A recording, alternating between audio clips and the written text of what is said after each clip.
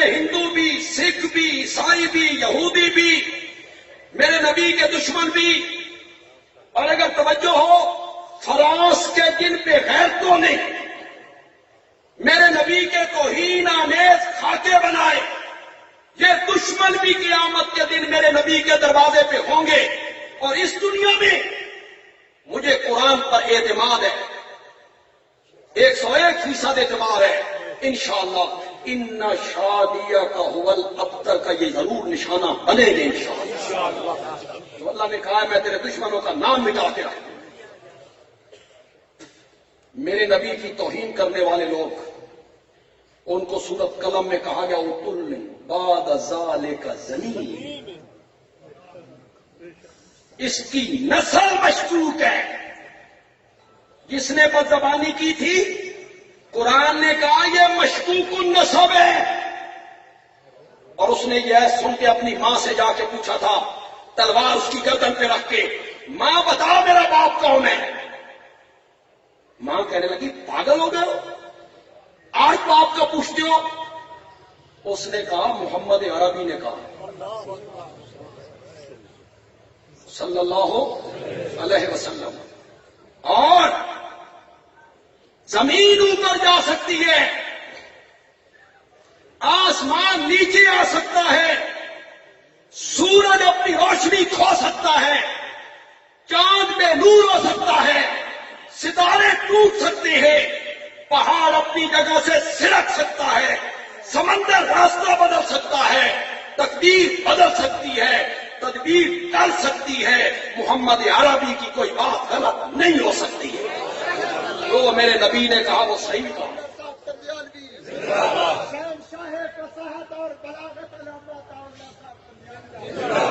اس نے کہا اپنی ماں کو میرے باپ کا نام بتا. میں فرانس کے ان بے غیرتوں کو کہنا چاہتا ہوں جنہوں نے میرے نبی کے توہین آمیز خاکے بنائے، تم بھی اپنی ماں سے جا کے پوچھو کہ تمہارا باپ کون ہے. کوئی سچے نسب والا بندہ میرے آقا کی توہین نہیں کر سکتا. میرے آقا کی توہین وہی کرے گا جو مشکوک النسب ہوگا. دیکھو تلاگنگ کے لوگوں، احتجاج، نعرے، جلوس نکالتے ہو، احتجاج کرتے ہو، اس میں کام کیا کرتے ہو؟ اشارے توڑ دیے، قومی املاک کو نقصان پہنچایا، خاکے انہوں نے بنائے، تم کیا کر رہے ہو؟ احتجاج کرتے ہوئے قومی املاک کو نقصان پہنچاتے ہو. وہ قومی املاک تو ہماری ملکیت ہے، ہمارے ٹیکسوں سے وہ چیزیں بنتی ہیں، اپنا نقصان کرتے ہو. یہ کوئی طریقہ نہیں ہے. طریقہ یہ ہے کہ عملی قدم اٹھاؤ. جتنے نوجوان بیٹھے ہو، سٹیج پہ علماء ہے، مجمع میں جتنے نوجوان ہیں جو سوشل میڈیا پہ کام کرتے ہو، جو نوجوان سوشل میڈیا پہ کام کرتے ہو، وہ سوشل میڈیا پر میرے نبی کے گستاخی کرنے والوں کے مقابلے میں کام کریں. کام کر کے دیکھ. سارے کافر ایک جیسے، ایک جیسے. تم دنیا کفر کو بتاؤ ہمارا نبی ویسا نہیں تھا جس طرح تم نے تصویر پیش کی ہے. آؤ ہم تمہیں بتائیں ہمارے نبی کی اصل تصویر کیا. سوشل میڈیا پہ کام کرو، دنیا کفر کو بتاؤ. خاکے بنانے والے کہتے ہیں مسلمانوں کا نبی شہوت پرست تھا، ہر 3 مہینے کے بعد شادی کرتا تھا. اور انہیں خاکے بنا، ایک لڑکی اس بغل میں، ایک لڑکی اس بغل میں.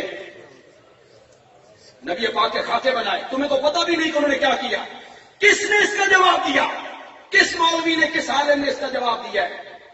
صرف نعرے لگاتے ہو. اس کا جواب دو.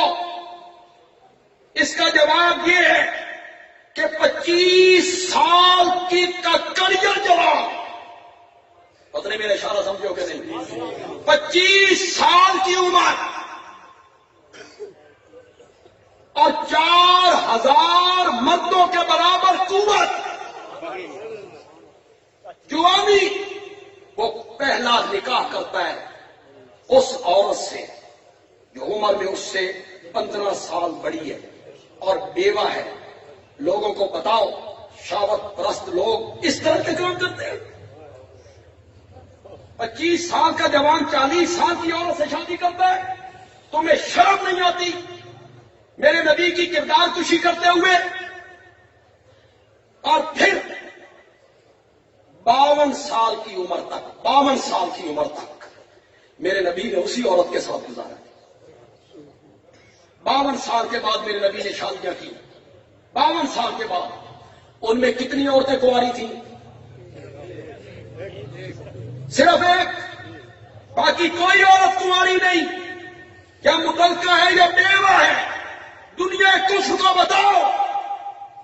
شہوت پرست لوگ بیوہ عورتوں سے شادی کرتے ہیں.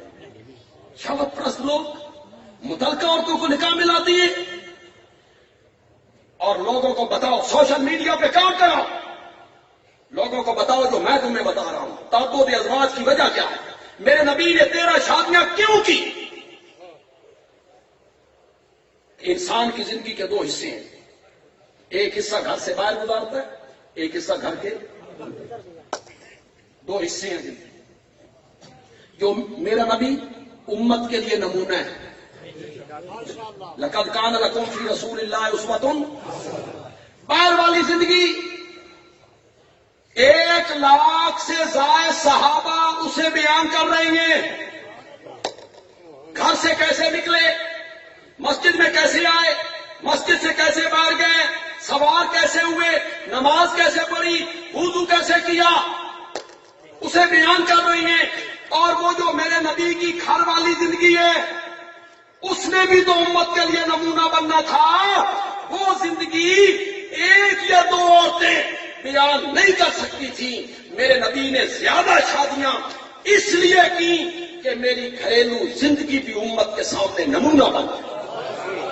سوشل میڈیا پہ کام کر, جو کام کرنے کا نعرے لگانے سے کیا ہوتا, کسی کو کتا کہنے سے کیا ہوتا. مقابلہ کرو دلائل سے. دنیا کفر کو بتاؤ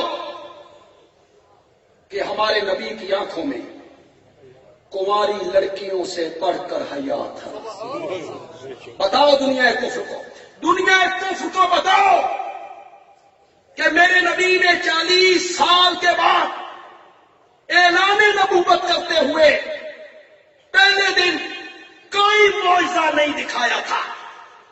بچپن اور جوانی کے دوستوں کے سامنے میرے نبی نے اپنی زندگی کی پاکیزگی کو پیش کیا. لوگوں کو بتاؤ کہ تم نے مجھے کیسے پایا, سچا پایا یا جھوٹا پایا. اور سارے کافر کہنے لگے جربنا لک مرارا ما رأینا فیک الا صدقا. آمنہ کے جائے ہم نے بارہا تیرا تجربہ کیا, ہم نے تجھے ہمیشہ سچے پایا. بتاؤ دنیا کفر کو کہ میرے نبی کی زندگی اتنی پاکیزہ تھی کہ قرآن نے کہا لعمرو کا. میرے پیارے پیغمبر مجھے تیری زندگی کی قسم ہے,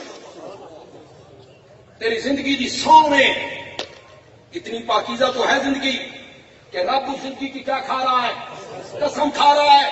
ہماری جماعت کے جو احباب اور علماء بیٹھے ہیں, میں قرآن کا طالب علم ہوں, مولانا حسین علی کا خوش چین ہوں, شیخ القرآن کا شاگرد ہوں.